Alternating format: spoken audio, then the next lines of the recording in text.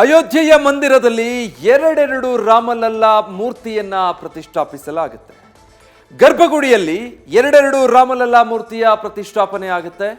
ಜನವರಿ 23ರಂದು ಎರಡೆರಡು ರಾಮಲಲ್ಲಾ ದರ್ಶನಕ್ಕೆ ಅವಕಾಶ ಮಾಡಿಕೊಡಲಾಗಿದೆ. ಜನವರಿ 23ನೇ ತಾರೀಕು ರಾಮಲಲ್ಲಾ ದರ್ಶನಕ್ಕೆ ಈ ರೀತಿಯಾಗಿ ಅವಕಾಶ ಮಾಡಿಕೊಟ್ಟಿರೋದು. ಹೊಸದಾಗಿ ಪ್ರತಿಷ್ಠಾಪನೆಯಾಗಲಿರುವ 51 ಇಂಚಿನ ಮೂರ್ತಿ ಒಂದು.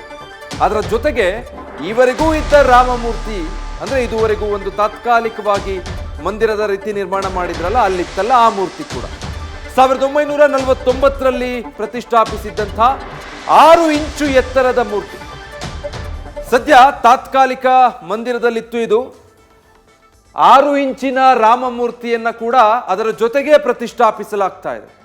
ಪ್ರಭು ರಾಮ, ಸಹೋದರ ಲಕ್ಷ್ಮಣ, ಭರತ, ಶತ್ರುಘ್ನ ಮೂರ್ತಿಯನ್ನ ಇಲ್ಲಿ ಪ್ರತಿಷ್ಠಾಪನೆ ಮಾಡ್ತಾ ಇರೋದು. ಗರ್ಭಗುಡಿಯಲ್ಲಿ ಈ ಹೊಸ ಮೂರ್ತಿಯ ಜೊತೆಗೆ ಇದುವರೆಗೂ ಏನು ಅಲ್ಲಿ ಒಂದು ಪ್ರತಿಷ್ಠಾಪಿಸಲಾಗಿತ್ತಲ್ಲ ತಾತ್ಕಾಲಿಕವಾಗಿ, ಆ ಮೂರ್ತಿಯನ್ನ ಕೂಡ ಪ್ರತಿಷ್ಠಾಪನೆ ಮಾಡಲಾಗ್ತಾ ಇದೆ.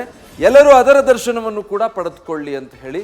ಈಗ ಒಂದು ಮೂರ್ತಿ ಕೆತ್ತನೆ ಆಗಿದೆಯಲ್ಲ, ಹೊಸದಾಗಿ ಕೆತ್ತನೆ ಆಗಿರುವಂತಹ ಮೂರ್ತಿ ಬಲಭಾಗದಲ್ಲಿ ನೀವು ನೋಡ್ತಾ ಇರೋದು 51 ಇಂಚು ಎತ್ತರದ ಮೂರ್ತಿ. ಅದು ಇದಕ್ಕೂ ಮುಂಚೆ ಅಲ್ಲಿ ಇರಿಸಿದ್ದಂತೂ ಎಡಭಾಗದಲ್ಲಿ ನೀವು ನೋಡ್ತಾ ಇದ್ದೀರಲ್ಲ, ಅದು 1949ರಿಂದಲೂ ಕೂಡ ಆ ಸ್ಥಳದಲ್ಲಿ ಇರಿಸಿದ್ದಂತಹ ರಾಮಲಲ್ಲನ ಮೂರ್ತಿ. ಅದು ಇದೆರಡನ್ನು ಕೂಡ ಗರ್ಭಗುಡಿಯಲ್ಲಿ ಪ್ರತಿಷ್ಠಾಪನೆ ಮಾಡ್ತಾರೆ.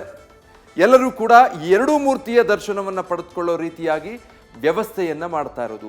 ಈಗ ಭವ್ಯವಾದ ರಾಮ ಮಂದಿರ ತಲೆ ಎತ್ತಿದೆ. ದೊಡ್ಡ ಗರ್ಭಗುಡಿಯಲ್ಲಿ 51 ಇಂಚಿನ ಕೃಷ್ಣ ಶಿಲೆಯಲ್ಲಿ ಮೂಡಿ ಬಂದಿರುವಂತಹ ರಾಮಲಲ್ಲಾ ವಿಗ್ರಹ ಸಿದ್ಧವಾಗಿದೆ. ಅದನ್ನು ಅಲ್ಲಿ ಪ್ರತಿಷ್ಠಾಪಿಸಲಾಗಿದೆ. ಆದರೆ ಇದುವರೆಗೂ ಕೂಡ, ಇಷ್ಟು ಕಾಲಗಳವರೆಗೂ ಕೂಡ ಆ ಸ್ಥಳದಲ್ಲಿ ರಾಮನನ್ನ ಈ ಸ್ವರೂಪದಲ್ಲಿ ಪ್ರತಿಷ್ಠಾಪಿಸಲಾಗಿತ್ತು. ಅದು ತಾತ್ಕಾಲಿಕವಾಗಿ. ಇದಕ್ಕೂ ಮುಂಚೆ ಅಯೋಧ್ಯೆಗೆ ಹೋಗಿ ಬಂದವರಿಗೆ, ಆ ರಾಮಲಲ್ಲಾ ಮೂರ್ತಿಯ ದರ್ಶನ ಪಡೆದುಕೊಂಡವರಿಗೆ ಅದು ಗೊತ್ತಿರುತ್ತೆ. ಟೆಂಟ್ ರೀತಿಯಲ್ಲಿ ಒಂದು ತಾತ್ಕಾಲಿಕವಾದಂತಹ ನಿರ್ಮಾಣ ಮಾಡಿ ಅಲ್ಲಿ ಈ ರಾಮಲಲ್ಲಾ ಮೂರ್ತಿಯನ್ನ ಪ್ರತಿಷ್ಠಾಪಿಸಿದ್ರು. ಇದಕ್ಕೆ ಪೂಜೆ ಕೂಡ ಮಾಡಲಾಗ್ತಾ ಇತ್ತು. ಇದುವರೆಗೂ ಕೂಡ ಇದೇ ಇದ್ದದ್ದು ತಾತ್ಕಾಲಿಕ ವ್ಯವಸ್ಥೆ ಆಗಿದ್ರಿಂದ ತದನಂತರದಲ್ಲಿ ಸುಪ್ರೀಂ ಕೋರ್ಟ್ನಿಂದ 2019ರಲ್ಲಿ ಜಡ್ಜ್ಮೆಂಟ್ ಬರುತ್ತೆ. ಅದಾದ ಮೇಲೆ ರಾಮ ಮಂದಿರದ ನಿರ್ಮಾಣ ಕಾರ್ಯ ಆರಂಭ ಆಗುತ್ತೆ. ಈಗ ಅದು ಕೊನೆ ಹಂತವನ್ನು ತಲುಪಿದೆ. ಗರ್ಭಗುಡಿಯಲ್ಲಿ ರಾಮಲಲ್ಲನಿಗಾಗಿ ಹೊಸದಾಗಿ ಕೆತ್ತನೆಯಾಗಿರುವಂಥ ಮೂರ್ತಿಯನ್ನ ಪ್ರತಿಷ್ಠಾಪನೆ ಮಾಡಲಾಗಿದೆ.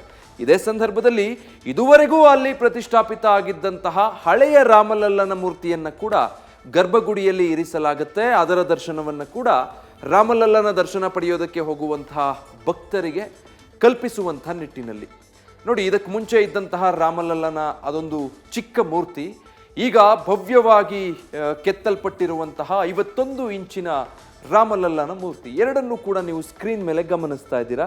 ಇದುವರೆಗೂ ಇದ್ದಂಥದ್ದು ಶ್ರೀರಾಮ ಈ ಸ್ವರೂಪದಲ್ಲಿ ಒಂದು ತಾತ್ಕಾಲಿಕ ವ್ಯವಸ್ಥೆ ಮಾಡಿ ಒಂದು ಶ್ರೀರಾಮನ ಸ್ವರೂಪದ ಮೂರ್ತಿಯನ್ನ ಅಲ್ಲಿಟ್ಟು ಅದಕ್ಕೆ ಪೂಜೆ ಅಂತ ಹೇಳಿ ಮಾಡ್ತಾ ಇದ್ರು. ನಂತರದಲ್ಲಿ ಈಗ ಇಡೀ ದೇಶ ಸಂಭ್ರಮಿಸುವಂತಹ ಕ್ಷಣ ಹತ್ತಿರ ಆಗಿದೆ. ಮೈಸೂರಿನ ಅರುಣ್ ಯೋಗಿರಾಜ್ ಕೆತ್ತನೆ ಮಾಡಿರುವಂತಹ ರಾಮಲಲ್ಲನ ಅದ್ಭುತವಾದಂತಹ ಮೂರ್ತಿಯನ್ನ ಅಲ್ಲಿ ಪ್ರತಿಷ್ಠಾಪಿಸಲಾಗಿದೆ. ಅದರದ್ದು ಒಂದೆರಡು ಫೋಟೋಗಳು ಕೂಡ ಲಭ್ಯ ಆಗಿದೆ. ಅದರ ಸಂಪೂರ್ಣ ವಿವರವನ್ನು ಕೂಡ ನಾವು ಇದಕ್ಕೆ ಮುಂಚೆ ನಿಮ್ಮ ಮುಂದೆ ಇಡ್ತಾ ಇದ್ವಿ. ಇದೇ ವಿಗ್ರಹದ ಜೊತೆಗೆ ನೀವು ಎಡಭಾಗದಲ್ಲಿ ಗಮನಿಸ್ತಾ ಇರುವಂತಹ ಆ ಪುಟ್ಟ ರಾಮಲಲ್ಲನ ವಿಗ್ರಹವನ್ನು ಕೂಡ ಅದೇ ಗರ್ಭಗುಡಿಯಲ್ಲಿ ಪ್ರತಿಷ್ಠಾಪಿಸಲಾಗುತ್ತೆ. ರಾಮಲಲ್ಲನ ದರ್ಶನ ಪಡೆದುಕೊಳ್ಳೋದಕ್ಕೆ ಹೋಗೋರಿಗೆ ಈ ಎರಡೂ ಮೂರ್ತಿಗಳ ದರ್ಶನ ಆಗುತ್ತೆ.